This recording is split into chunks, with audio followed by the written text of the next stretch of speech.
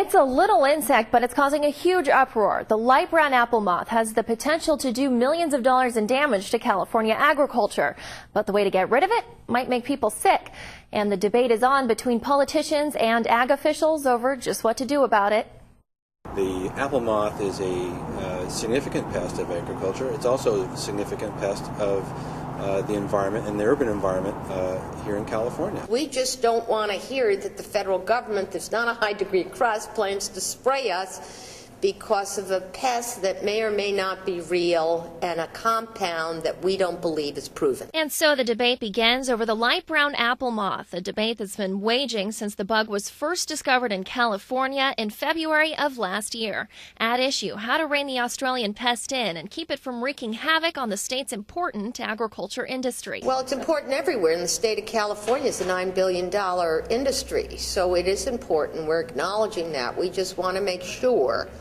It seems there's spotty information, that no one can prove that it works. Senator Carole Migden is referring to the state's plan to administer pesticides over the course of this year. But John Connell with the Department of Food and Agriculture says aerial spraying is safe. It works externally only on the behavior between the moth, male and female, not on people, not on animals, not on birds or bees or any other of the other life forms around the area. But it's not just the ingredients that has opponents worried. It's also the scale of the operation. What we're hearing is that the proposed chemical compound would be used a little bit more aggressively and more intensely and for a longer period of time than they've ever done before, and that folks have reported health complaints. There's a lot of reports of illnesses, and the Department of Public Health and the Office of Environmental Health Hazard Assessments are looking at all those reports.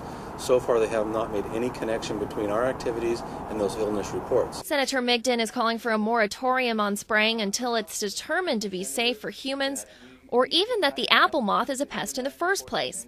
The state says not only is it a pest, if left untreated, it may do up to $640 million in crop damage. In the meantime, ag officials say there's one thing all Californians can do to keep both sides happy. All we can ask is that the citizens of the state of California, when they go traveling, they're going to search for that unique plant or that wonderful fruit or vegetable that they find on their journeys, is that they leave it where they found it and don't bring it back to California.